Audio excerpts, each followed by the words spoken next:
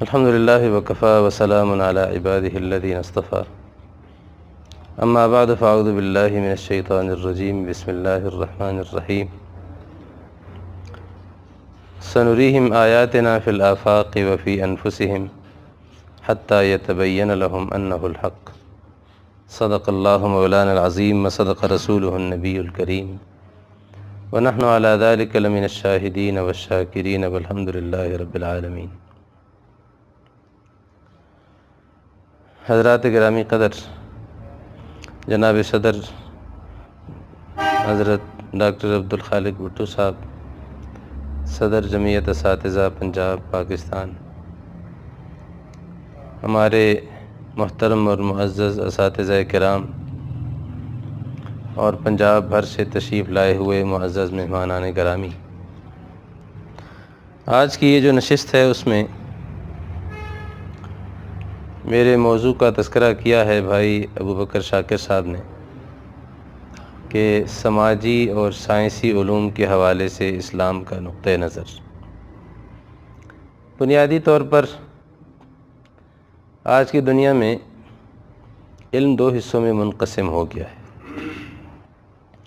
ایک حصہ وہ ہے جسے ہم سماجی علوم کہتے ہیں، انگریزی میں اصطلاح استعمال ہوتی ہے سوشل سائنسز کی۔ سماج اس معاشرے اور سوسائٹی کو کہتے ہیں جس میں فرد کا فرد کے ساتھ، اجتماع کا اجتماع کے ساتھ، قوموں کا قوموں کے ساتھ جو باہمی تعامل ہے یا انٹریکشن ہے، اس کی جتنی بھی قسمیں دنیا میں پائی جاتی ہیں، ان ساری قسموں کے حوالے سے جو علوم آج کی انسانیت نے وضع کیے ہیں، ان کی جتنی تقسیمات کی ہیں، ان سب کو سماجی علوم سے تعبیر کرتے ہیں۔ مثال کے طور پہ آپ دیکھتے ہیں کہ انسان کی تاریخ کا مطالعہ کیا جاتا ہے، اس کے ماضی کا، اس کے بڑے رہنماؤں کا، اس کے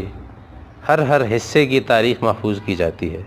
حکماء کی تاریخ الگ ہے، سیاستدانوں کی الگ ہے، جرنیلوں کی الگ ہے، قوموں کی الگ ہے، حتیٰ کہ شہروں کی بھی ایک تاریخ ہوتی ہے۔ ہمارے ہاں یہ رواج اسلامی تاریخ میں سب سے پہلے پڑا تھا کہ شہروں کی تاریخ لکھی جا رہی تھی۔ 20 جلدوں میں شہروں کی تاریخ لکھی جاتی تھی، دمشق کی تاریخ اور بغداد کی تاریخ وغیرہ۔ اس اعتبار سے تاریخ بھی سماجی علوم کا ایک جز ہے۔ اسی طرح کہا جاتا ہے کہ خود مذہب یہ بھی سماجی علوم میں سے ہے۔ ہم جو اسلامیات کے طالب علم ہیں، ہمارا تعلق بھی گویا سوشل سائنسز کے ساتھ ہی ہوتا ہے، اس لیے کہ سماج ہی ہے جو مذہب کو اختیار کرتا ہے۔ کتنا اختیار کرتا ہے، اس سے کتنا اثر لیتا ہے اور کتنا اس کے ایفیکٹس ہوتے ہیں انسانی زندگی میں، ان ساری چیزوں کا مطالعہ کرنا یہ سوشل سائنسز سے ریلیٹڈ ہے۔ اسی طرح آپ دیکھیں کہ انسان اس بات کا مطالعہ کرتا ہے کہ انسانی نفس اور اس کے افعال اور اعمال اور ذہن اور ذہنی صلاحیتیں اور اس کی جو قوتیں ہیں وہ کس طرح تعامل کرتی ہیں، جس کو آپ نفسیات یا سائیکالوجی سے تعبیر کرتے ہیں، یہ بھی ایک سوشل سائنسز سے تعلق رکھنے والی۔ اسی طرح سیاسیات ہو، دیگر معاشرتی علوم ہیں، عمرانیات ہیں وغیرہ وغیرہ، ان سب کو دنیا میں سماجی علوم سے تعبیر کرتے ہیں۔ دوسرا ایک مسئلہ یہ آتا ہے کہ کچھ چیزیں وہ ہیں کہ جس میں ہم انسانوں سے بحث نہیں کرتے، ہم چیزوں کو ڈسکس کرتے ہیں۔ ہم آسمان کا مطالعہ کرتے ہیں، ہم زمین کا مطالعہ کرتے ہیں، ہم انسانی جسم کا مطالعہ کرتے ہیں، انسان کے اعمال کا نہیں کرتے، جس کو آپ میڈیکل سائنس کہتے ہیں۔ اسی طرح اور بہت ساری ٹیکنالوجی سے متعلق جتنی بھی علوم ہیں جو آج کیمسٹری اور بایولوجی وغیرہ جتنی بھی چیزیں ایجاد ہوئی ہیں، یہ وہ سارے علوم ہیں جن کو آپ اپلائیڈ سائنسز کہتے ہیں، یا تو ایک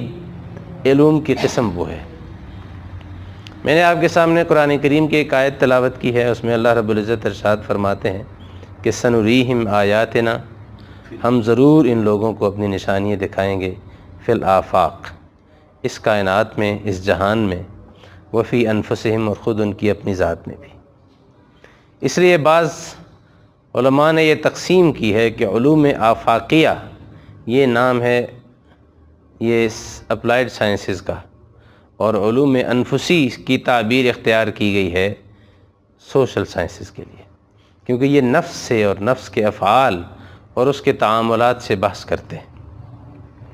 بنیادی طور پر اگر ہم آج کی دنیا میں دیکھیں، آپ دنیا کی کسی بھی ادارے میں چلے جائیں، ہمیں یہ بحث کرنے کی ضرورت کیوں پیش آئی ہے کہ جی اسلام کا اس حوالے سے زاویہ نظر کیا ہے؟ آخر میں کچھ مثالیں عرض کروں گا کہ رسول اللہ صلی اللہ علیہ وسلم نے اپنے زمانے کی سوشل سائنسز سے کیسے استفادہ کیا ہے، لیکن سمجھنے کی ضرورت یہ ہے کہ ہمیں آج علم بنیادی طور پر علم ہوتا ہے جو حقیقت کی نمائندگی کرتا ہے، جس کا مقصد یہ ہوتا ہے کہ انسان کو ریالٹی تک پہنچایا جائے، انسان کو پتہ چلے کہ اس کائنات میں کائناتی حقائق کیا ہیں اور اس کائنات میں انفسی حقائق کیا ہیں۔ ان دونوں چیزوں کو دریافت کرنا، اور عام طور پر ایک انسان گھر میں بیٹھا ہے، اس نے کسی چیز کے بارے میں تجربہ نہیں کیا، ایکسپیریمنٹ نہیں کیا، کسی چیز کا گہرائی سے علم حاصل نہیں کیا، کوئی سروے نہیں کیا، اپنے ذہن میں ایک مفروضہ قائم کیا اور اس مفروضے کو لوگوں کے سامنے پیش کرنا شروع کر دیا، کیا آپ اس کو حقیقت کہیں گے؟ جب تک وہ تجربے سے، جب تک وہ علم حاصل کرنے کے جتنے ذرائع ہیں ان ذرائع کے اندر سے فلٹر ہو کر ہمارے پاس نہیں آ جاتا، اس وقت تک آپ اسے حقیقت کا نام نہیں دے سکتے۔ اس وقت تک وہ ایک ایزمپشن ہے، وہ ایک مفروضہ ہے، وہ ایک قیاس ہے، وہ ایک گمان کی حیثیت رکھتا ہے۔ جب وہ ان سارے علم حاصل کرنے کے ذرائع سے فلٹر ہو کر ہمارے پاس پہنچتا ہے، پھر اس کو ریالٹی کہتے ہیں، پھر وہ حقیقت کہلاتا ہے، پھر اسے ہم حقائق سے تعبیر کرتے ہیں۔ تو آج کی دنیا میں بہت سارے لوگ آپ کو بیٹھے ہوئے دکھائی دیں گے کہ جو ایک بات پیش کر رہے ہوں گے، لیکن وہ اس علم کی مسلمہ حقیقت نہیں ہوگی، لیکن پیش ایسے ہی کر رہے ہوں گے جیسے وہ اس علم کی بہت بڑی حقیقت ہے اور اسے بالکل نظر انداز کیا ہی نہیں جا سکتا، حالانکہ اس علم کے ماہرین کے نزدیک اس بات کی کوئی وقت نہیں ہوگی، کوئی اہمیت نہیں ہوگی۔ تو آج کی دنیا میں یہ فرق کرنا کہ حقیقت کیا ہے، مفروضہ کیا ہے، تو اس اعتبار سے جب دنیا میں مفروضوں کو حقیقت بنا کر پیش کیا جائے، جب دنیا میں تھیوری کو پریکٹیکل بنا کر پیش کیا جائے، عملی حقیقت کے طور پر پیش کیا جائے، تو پھر اس صورت میں کچھ تضاد پیدا ہو جاتا ہے۔ کس کا؟ حقیقت کا، شریعت کا، اسلام کا، لوگوں کے پیش کیے ہوئے علم کے ساتھ۔ پھر سوال پیدا ہوتا ہے کہ بھئی اسلام تو یہ بات کہتا ہے اور اس علم کے حاملین فلاں بات کہہ رہے ہیں۔ پھر آپ کو نظر آتا ہے کہ یہاں کوئی تضاد ہے، کوئی کنٹراڈکشن ہے۔ پھر سوال پیدا ہوتا ہے کہ اسلام اور جدید علوم میں جو تضاد ہے اس کا حل کیسے ہوگا؟ حالانکہ خرابی ہم نے پہلے اس کی نشاندہی کر دی ہے کہ وہ ریالٹی تھی ہی نہیں، وہ اصل میں حقیقت تھی ہی نہیں، اس کو پیش حقیقت کے طور پر کیا گیا تھا، اس کو پیش ایک ریالٹی کے طور پر کیا گیا تھا۔ وہ ایک ایزمپشن تھی، وہ ایک مفروضہ تھا جو کسی نے بغیر تحقیق کے، بغیر ریسرچ کے لوگوں کے سامنے پیش کیا اور پھر اپنی طرف سے اپنے گھر میں بیٹھ کر ایک کنٹراڈکشن کریٹ کر دیا ہے۔ تو اس اعتبار سے اگر ہم دیکھیں تو ہمارے سامنے بڑے سوالات ہیں۔ آپ مذہب کے حوالے سے کوئی کتاب پڑھیں تو آپ کو بتایا جائے گا کہ جناب مذہب تو اس لیے وجود میں آیا کہ دنیا میں انسان جب یہاں پر اس کا وجود شروع ہوا ہے تو انسان ہر چیز سے ڈرتا تھا، تو انسان نے ہر چیز کو اپنا خدا بنا لیا۔ آہستہ آہستہ جب باقی سارے خدا، ان کے خدائی کے تصورات ٹوٹنے لگے تو نتیجتاً انسان نے ایک اندیکھی طاقت کو اپنا خدا فرض کر لیا۔ گویا اس سارے جملے کے اندر آپ کو کیا نظر آیا کہ وہ اندیکھی طاقت اصل میں خدا نہیں تھی، انسان نے بنائی ہے۔ اسی طرح کہا جاتا ہے کہ جناب آپ مذہب کی بات کریں تو اس میں جب رسالت کا مطالعہ کریں گے تو سوشل سائنسز والے ہمیں بتاتے ہیں آ کر کہ جناب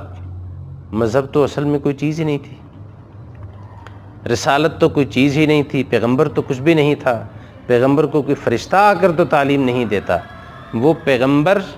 اپنی رسالت میں جو علم حاصل کرتا ہے وہ اپنے ہی انکانشیس یعنی لاشعور سے حاصل کرتا ہے، اس کی کوئی ڈیوائن گائیڈنس نہیں ہے، کوئی خدائی رہبری اسے نہیں ملتی۔ یہ جملہ بظاہر آپ کو لگتا ہے بڑا معمولی سا ہے، لیکن پڑھنے والا طالب علم جب یہ پڑھ کر جائے گا تو پھر وہ آپ کے سامنے آ کر یہ سوال نہیں کرے گا کہ وہ فرشتہ کون سا تھا جس نے آ کر وحی پیش کی ہے، جو رسول اللہ صلی اللہ علیہ وسلم کے پاس آ کر اللہ تعالیٰ کا پیغام لایا ہے، وہ یہ سوال نہیں کرے گا۔ کیوں؟ آپ نے اس کے ذہن میں بات یہ ڈال دی ہے کہ یہ کوئی حقیقت تھی ہی نہیں، یہ تو مفروضہ ہے جو انسانوں نے خود سے ایجاد کیا ہے۔ بڑی ایک عجیب ایک کتاب ہے، مولانا عبد الماجد دریابادی رحمۃ اللہ علیہ، ایک بہت بڑے مفکر گزرے ہیں، انہوں نے 2 تفسیریں لکھی ہیں، ایک اردو میں اور ایک انگریزی میں۔ انگلش میں ان کی جو تفسیر ہے وہ ذرا زیادہ تفصیلی ہے، اردو والی تھوڑی سی مختصر ہے۔ حضرت مولانا اشرف علی تھانوی رحمۃ اللہ علیہ کے خلفاء میں سے ہیں، پاکستان بننے کے بعد ان کا انتقال ہوتا ہے۔ انہوں نے اپنی ایک آپ بیتی لکھی ہے، اور وہ اپنی آپ بیتی میں یہ بتاتے ہیں کہ میری جو ٹین ایج تھی 18-20 سال کی عمر میں، اس دور میں میں نے ارتداد اختیار کر لیا تھا، میں اسلام چھوڑ چکا تھا، میں ملحد ہو گیا تھا، میں خدا کو نہیں مانتا تھا۔ اور پھر وہ یہ بات کہتے ہیں کہ میں جو ملحد ہوا وہ ان کتابوں کی وجہ سے نہیں ہوا جو الحاد پر لکھی گئی تھیں، جو مذہب کے خلاف لکھی گئی تھیں، جن میں اللہ تعالیٰ کے نہ ہونے کے دلائل بیان کیے گئے تھے۔ میں تو ملحد ان سماجی علوم کو پڑھ کر ہوا جس میں اس طرح کی چھوٹی چھوٹی ڈوز دی جاتی ہے، ایک ایک جملے کے اندر پورے کنسیپٹ کا بیڑا غرق کر دیا جاتا ہے، چھوٹی چھوٹی بات کے اندر ایسے لگتا ہے کہ کسی جڑ اور کسی بنیاد پر تیشہ چلا دیا گیا ہے۔ تو اس اعتبار سے وہ کہتے ہیں کہ جب ہم نے دیکھا اور ہمیں پتہ چلا کہ دراصل یہاں پر جو علم ہے وہ سماجی علوم کے تحت، اس میں بظاہر کوئی دعویٰ نہیں ہوتا اس چیز کا، نہ وہ کتاب اسلام کے خلاف ہوتی ہے، نہ وہ خدا کے وجود کے خلاف ہوتی ہے، بس عمومی حقائق کے طور پر بعض اس کے اندر ایسی باتیں رکھ دی جاتی ہیں کہ جس سے انسان کے دینی معتقدات کا جنازہ نکال دیا جاتا ہے۔ تو سماجی علوم کی پھر اسی طرح آپ دیکھیں کہ ہمارے ہاں جو سماجی علوم آج سماجی علوم کی روشنی میں اگر آپ مطالعہ کریں آج کی میڈیا کا، آج کی میڈیا انڈسٹری کا، اس انڈسٹری میں جو لوگ بیٹھے ہیں وہ سارے اکثریت ان لوگوں کی ہوتی ہے جو اپلائیڈ سائنسز پڑھ کر نہیں آئے، وہ سوشل سائنسز پڑھ کر آئے ہیں،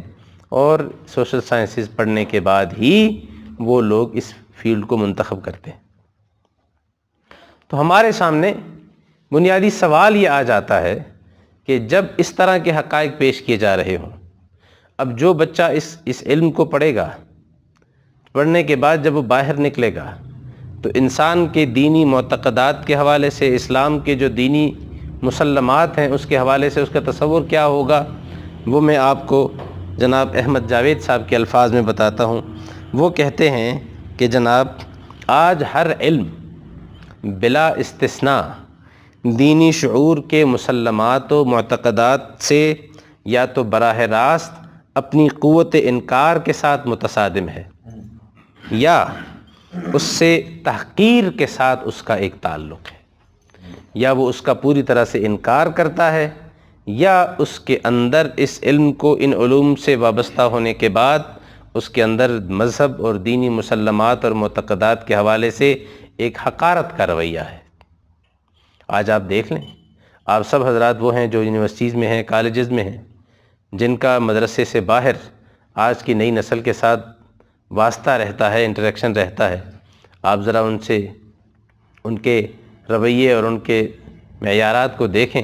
ان کی تربیت سے آپ واقف ہیں۔ ان 2 رویوں کے علاوہ الا ماشاء اللہ کوئی تیسرا رویہ کم دیکھنے میں آتا ہے، سوائے اس شخص کے جس کی خاندانی اعتبار سے تربیت ہو چکی ہو،